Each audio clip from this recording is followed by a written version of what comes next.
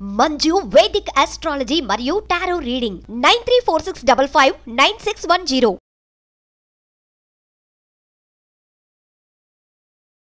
నమస్తే, welcome to Suman TV. నేను మీ యామ్ని. ప్రస్తుతం మనతో ఉన్నారు ప్రముఖ ఆధ్యాత్మికవేత్త, ప్రముఖ జ్యోతిష వాస్తు పండితులు సుభాష్ శర్మ గారు ఉన్నారు. వారితో మాట్లాడదాం.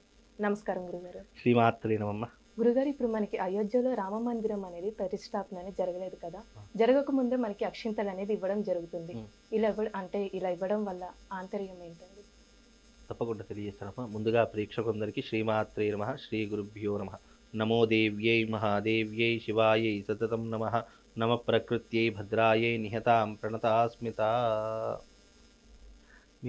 మీరు అడిగినట్టుగా చాలామందికి సందేహం ఉండవచ్చు. ఎందుకంటే రాముడి ప్రతిష్టాపన కాలేదు, మరి ఈ అక్షతలు రాముడి యొక్క అక్షతలు అని చెప్పేసి ఇంటింటా పంచుతున్నారు అనేటటువంటి అనుమానం చాలా మందిలో ఉంది. అయితే ఇక్కడ రాముడి యొక్క అక్షతలు అనేటటువంటి దానికి అర్థం ఏంటి అంటే గనక, అవి అయోధ్య నుంచి ఇంటింటికి వచ్చేటటువంటి అక్షతలు. మనది కర్మభూమి, అది పుణ్యభూమి. అంటే ఉత్తర భారతదేశం అంతా పుణ్యభూమితో సమానము, దక్షిణ భారతదేశం అంతా కూడా కర్మభూమితో సమానము. పుణ్యభూమి అనడానికి గల కారణం ఏంటి అంటే, రాముడు పరిపాలించినటువంటి అయోధ్య, అక్కడ ఆ అక్షతలు అనేటటువంటివి రాముణ్ణి అర్చించినటువంటి అక్షతలు. అక్కడ ఇప్పుడు నిర్మాణం జరుగుతుంది, కానీ ఇన్ని రోజుల నుంచి రాముడి యొక్క అయోధ్యలో పూజలైతే జరిగాయి కదా, ఇన్ని రోజులు స్వామిని అర్చించినటువంటి అక్షతలు అయితే ఉంటాయి కదా, ఆ అక్షతలనే ప్రతి ఇంటింటికి అందరూ కూడా పంపిస్తున్నారు.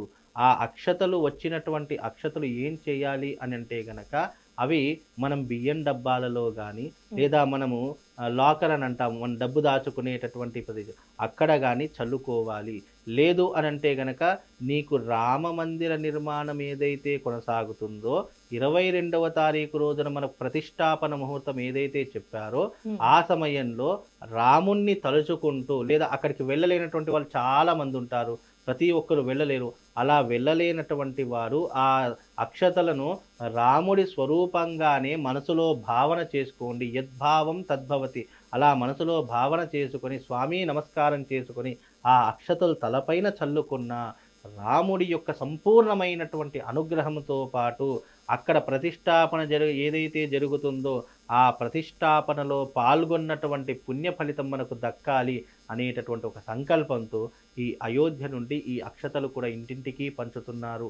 ఇంటింటికి పంచేటటువంటి వాళ్ళు ఎవరో కాదు, సాక్షాత్తు ఆంజనేయ స్వాములు అని చెప్పుకోవచ్చు, హనుమంతుడు అని చెప్పుకోవచ్చు. ఎందుకంటే ఈ కలియుగంలో రాముడి యొక్క అక్షంతలు చేరవేయాలని అందరూ సంకల్పాన్ని చేపట్టారు అంటే అది చిన్న విషయం కాదమ్మా.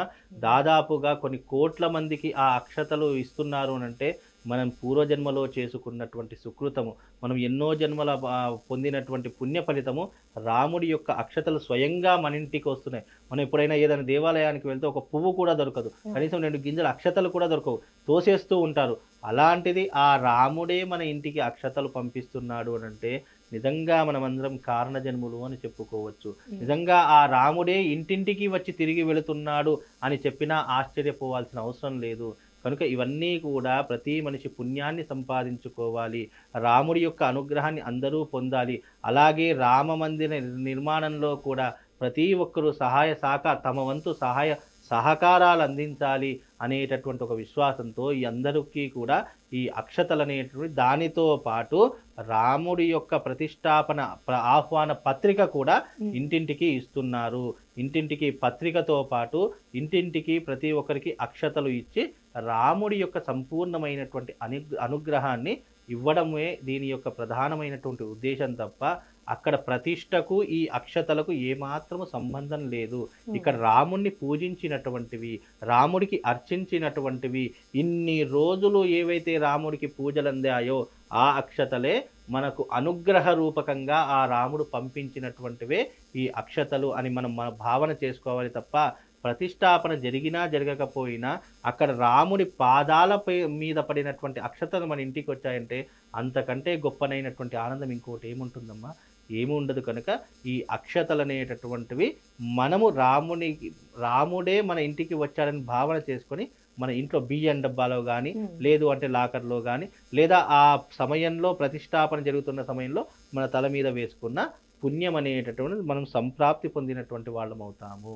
అలానండి ఇప్పుడు పెళ్లి తలంబ్రాల్లో కలపచ్చు అని అంటున్నారు, ఎందుకంటే అక్కడ మనకి కళ్యాణం జరగలేదు కాబట్టి అసలు ఈ విధంగా చేయొచ్చమ్మా. రాముడి యొక్క అక్షతలు అనేటటువంటివి కళ్యాణంలో ఇప్పుడు మనకు భద్రాద్రి రాముడి యొక్క అక్షతలు ఉంటాయి, అవి కూడా మనం చాలా మంది ఎస్పెషల్లీ తెప్పించుకుంటారు. రాముడి యొక్క అక్షతలు ఉంటే మా అమ్మాయి కళ్యాణం ఉందండి, మా అబ్బాయి కళ్యాణం ఉంది, దాంట్లో వేసుకుంటాము అని చెప్పేసి ఎంతో మంది కలుపుకుంటారు. అలా కలుపుకోవడం కూడా ఒకందుకు నిజానికి అది శుభాన్ని సూచించేటటువంటివి, అదృష్టాన్ని కలిగించేటటువంటివి.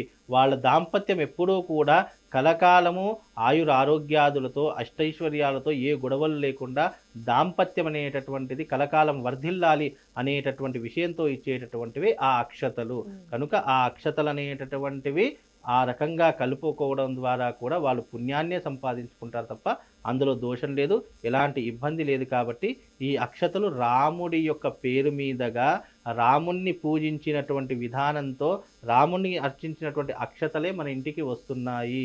అవి ఇప్పుడు మనం ఇంటికి వెళితే చాలామంది ఏం చేస్తారంటే అప్పట్లో అంటే మా ఈ దాదాపు 20 సంవత్సరాల కింద ఏం చేస్తామంటే పత్రికలు అంటే పెళ్లి పత్రికలు అలాగే 2 కుడుకలు దాంట్లో ఒక పోక వక్క కానీ పెట్టి పత్రికలు ఇచ్చేటటువంటి వాళ్ళు. ఇప్పుడు కేవలం పత్రికలు మాత్రమే ఇస్తున్నారు, దాని మీద పెట్టేటటువంటి ఆకులు కానీ ఈ యొక్క కొబ్బరి వక్కలు ఏమి పెట్టడం లేదు.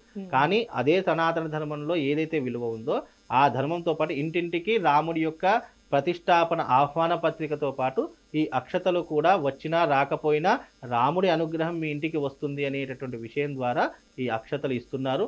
వాటన్నిటినీ కూడా మనం పూజనీయ వస్తువులుగా చూసి మనం దాన్ని గౌరవించడం ద్వారా మనకు మన కుటుంబానికి రాముడి యొక్క సంపూర్ణమైనటువంటి అనుగ్రహం కలుగుతుందమ్మా.